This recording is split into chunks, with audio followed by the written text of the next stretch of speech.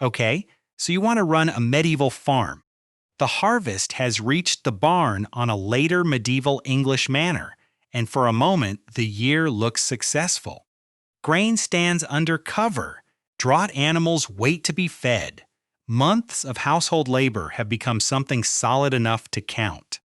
But before the first measure becomes supper, the crop begins to divide. Some must be retained for the next sowing. Rent may leave as grain, other produce, money, labor, or a mixture of them. The parish church has a tithe claim, though the basis and collection of that claim vary by local custom. Animals may consume part of the crop. Harvesting, storage, processing, and spoilage remove more. The household must eat. Anything left must also protect the next year from beginning empty. The grain in front of you is not one undivided harvest. It is a queue of claims. That is what makes the economics of a medieval farm difficult to see. Gross output is visible. The residual is not. You can count every container carried into storage and still have no idea how much is genuinely available until seed, dues, feed losses, and household consumption have all been separated. So the question is not simply how many acres you cultivate. It is whether the land, animals, labor, rights, and harvest arrive in the correct proportions, and whether anything remains after the holding reproduces itself. We are in England between roughly the mid-13th and mid-15th centuries, where unusually large numbers of manorial records survive. Even here, there is no standard medieval farm. Tenure differs from manor to manor. So do soil, crops, household size, labor obligations, access to pasture, and the mixture of rent paid in money, produce, or work. You are therefore not the owner of a modern private farm. You are a tenant household operating inside a manor with rights to use some resources and obligations to other people. Your land may include arable ground, but its nominal acreage does not tell you how much grain will reach the barn. Not every acre is necessarily sown with grain in the same year. Some may be unavailable because of rotation or fallow. Meadow, pasture, woodland, gardens, and common access can support animals, food, fodder, and fuel without appearing in the grain total. Two holdings with the same acreage can therefore support very different households. One may have productive soil, usable pasture, enough labor at the right moment, and reliable access to draft power. Another may have the same number of acres, but too little fodder, too few animals, or too much labor claimed elsewhere. Acreage measures land. It does not measure the household's ability to use it. The first test comes before the harvest, when the soil has to be worked. On heavy ground, plowing may require more draft power than one household possesses. Medieval treatises sometimes prescribe teams of 8 horses or oxen. Other evidence suggests that actual teams commonly used 4 animals, depending on soil and task.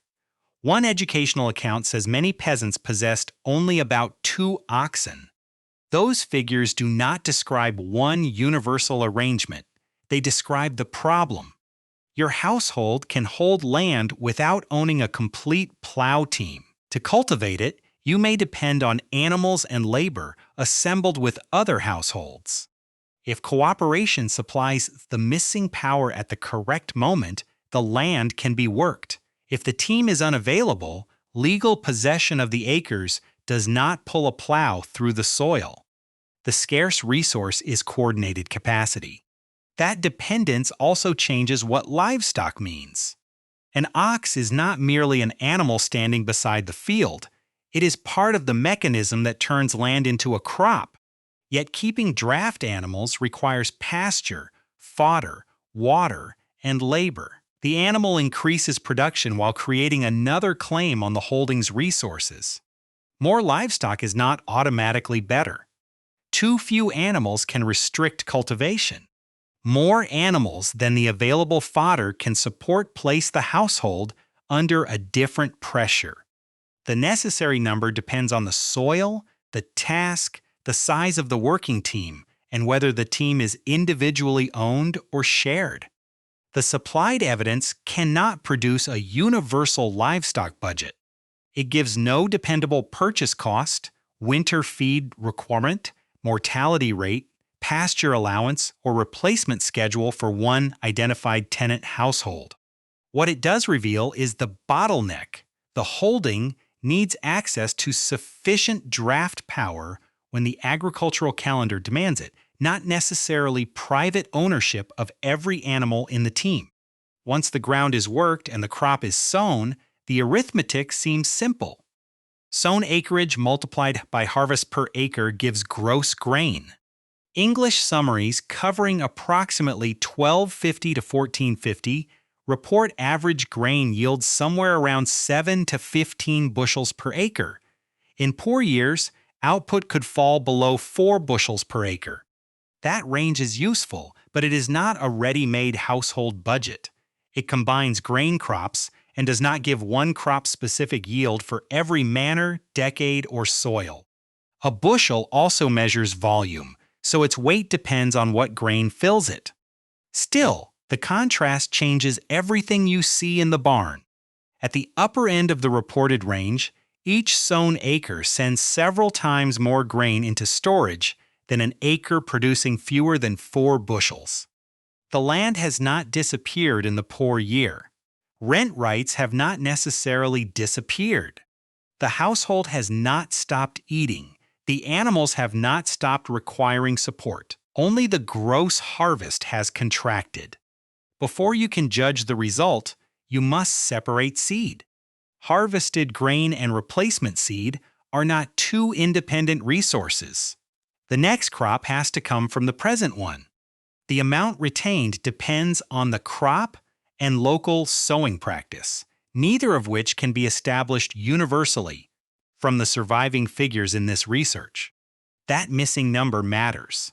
A low seed return means a large share of gross harvest must be withheld merely to reproduce the same cultivated area. Those sacks remain physically inside the household's storage, but they are already committed to another production cycle. Consume them now, and more food becomes available immediately. The cost appears later as less seed and potentially less land sown. Protect them, and the next sowing remains possible. The cost appears now as less grain available for people, animals, dues, or exchange. The choice cannot be evaluated from gross harvest alone. Next comes rent, but rent is not one standardized pile of grain. Depending on tenure and local custom, a tenant might owe money, produce, personal labor, or some combination. Some obligations are visible when goods leave the holding. Others leave no gap in the grain store because they are paid in time. That difference matters. Grain rent reduces the stored crop directly. Money rent may require produce to be sold, or some other source of coin. Labor service removes workers from the household's own tasks. Without a dated local schedule and local prices, these unlike burdens cannot honestly be converted into one universal number of bushels. They still belong in the same economic calculation because each one claims part of the household's productive capacity. A day of labor is not equally costly in every season. Work owed when the household has spare time is different from work demanded when plowing, haymaking, or harvesting must be completed. The number of service days matters, but their position in the calendar can matter just as much. If labor is drawn away at a critical moment, the loss may reappear as less land worked, a delayed task, or more of the crop lost before storage. The obligation is recorded as time. Its consequence can become grain. That is why the farm cannot be understood as land plus seed. It also requires enough labor at the moments when delay changes output. The supplied evidence does not tell us how many adults, children, servants, or dependents belong to one representative household. Nor does it establish one annual labor requirement. It supports a narrower conclusion. Household and communal labor were important. Shared work could be necessary for tasks, such as plowing and haymaking, and labor owed to the Lord could compete with work on the tenant's own land. The correct question is therefore not simply how many workers you have. It is whether sufficient labor is available during the seasonal bottlenecks. Now the church's claim reaches the ledger. Tithes existed, but the familiar description of a tithe as exactly 1/10 should not be turned into a universal deduction from every household's gross harvest. The supplied material does not establish the assessment base for one locality. It does not show whether every relevant product was included, whether payment was made in kind or commuted, or whether the collected amount always matched the normative idea of a tenth. So you cannot remove a neat 10% and call the result historical. You can only mark the tithe as another locally defined claim that must be known before the household balance can be calculated. Other customary charges may appear at marriage, inheritance, or entry into a holding. These are not necessarily ordinary annual deductions, and surviving descriptions suggest that some could be small or merely recognitive. But they remind you that access to the holding itself exists within a structure of custom. Land is not just productive soil, it is a bundle of rights and obligations. Then come the deductions that are easier to overlook because no institution arrives to collect them. Some grain may feed animals or poultry. Some is lost in harvesting, threshing, storage, processing, or spoilage. The amount depends on local conditions that the available evidence does not quantify for one tenant household. These losses cannot be filled in with a convenient percentage without inventing precision, yet they cannot be ignored. Grain that fails to reach the household table, the seed supply, the rent payment, or the market is no longer part of the usable residual, regardless of whether a person deliberately claimed it. Only after these deductions can household consumption be considered. Even here, the source base does not give one reliable annual grain requirement for a defined household. The number of people is unknown, so are their ages, work demands, other foods, and the contribution of gardens, livestock products, or common resources. This is the point where a confident-looking calculation usually becomes fiction. You may know the harvested grain per acre. That does not tell you how many acres were actually sown. If you know the sown acreage, you may still lack the seed rate.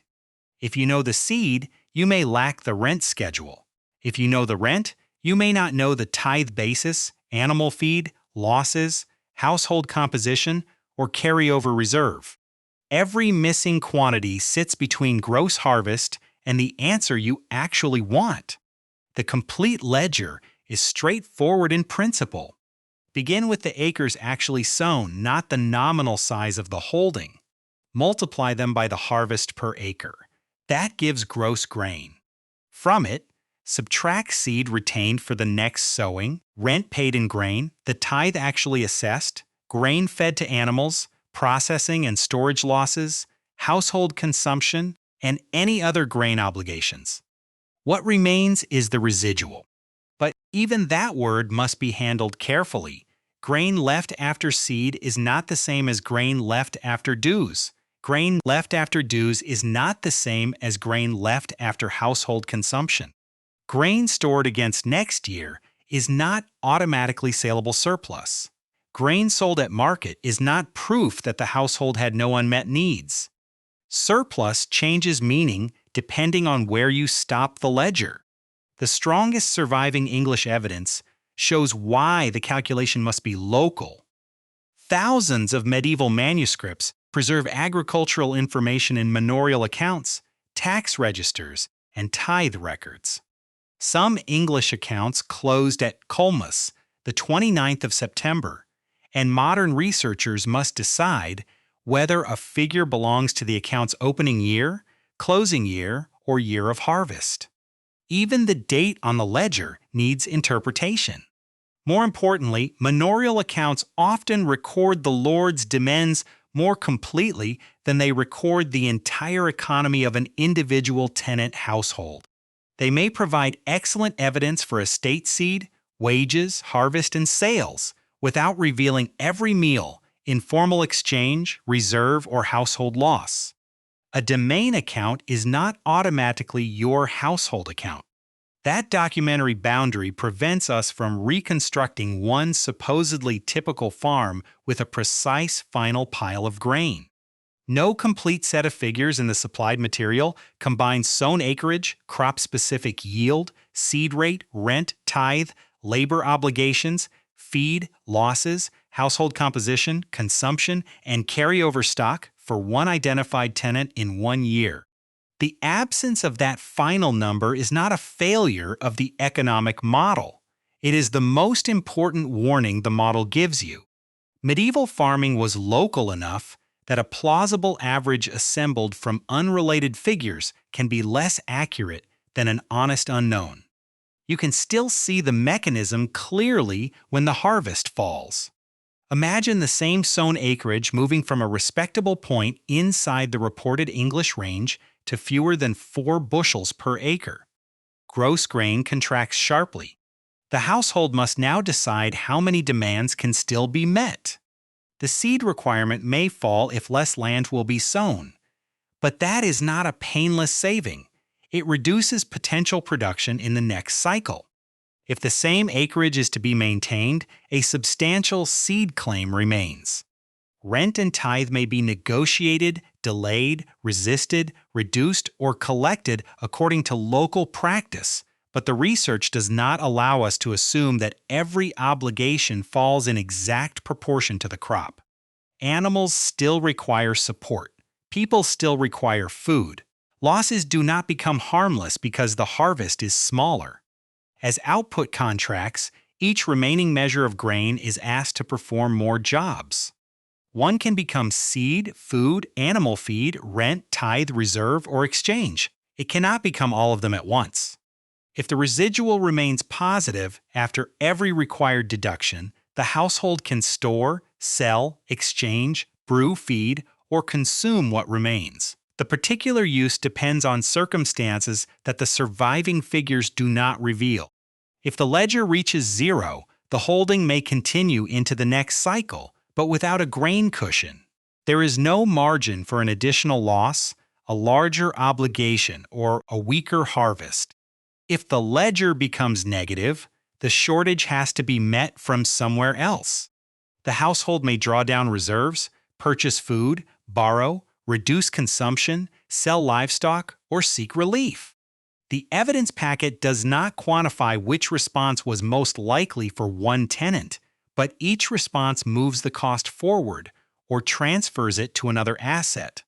That is where a poor harvest becomes more than a bad result for 1 year. Eating seed may reduce the next sowing. Selling or losing draft animals may reduce later access to plowing power. Reduced consumption can weaken the household labor on which cultivation depends. Borrowing creates a future claim against later resources. A deficit in grain can become a deficit in productive capacity. The holding may still contain the same acreage. Its ability to use that acreage has changed. This pressure also spreads beyond one household. Shared draft teams depend on several participants maintaining animals and cooperating at the correct time.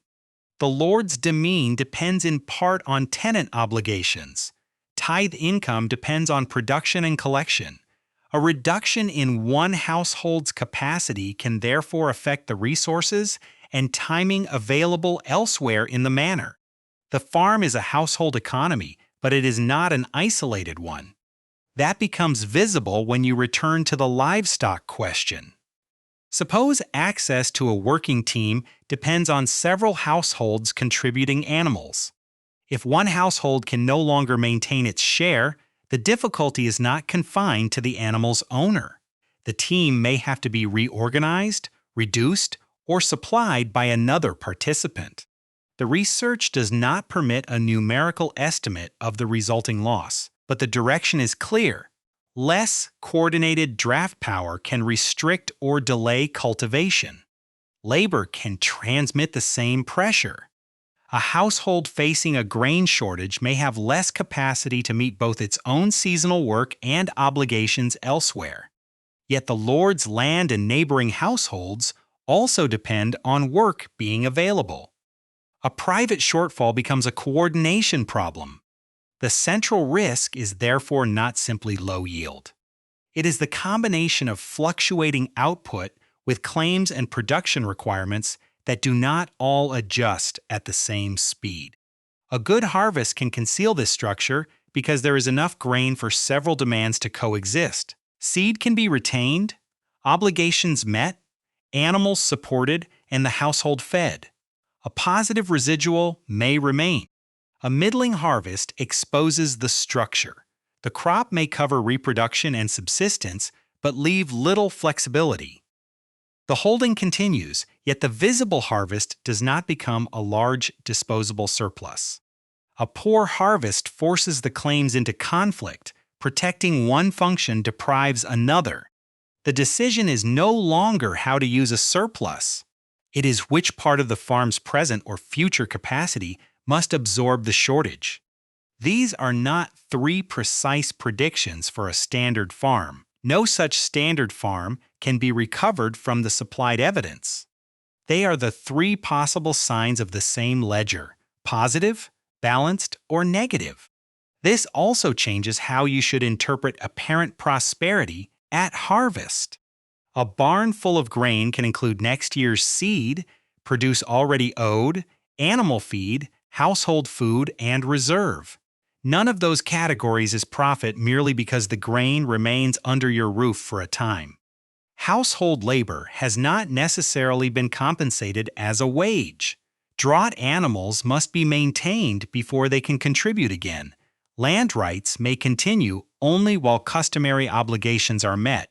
The final residual is not found by admiring the size of the stack. It is found by identifying every claim attached to it. So, how much land does your medieval household need?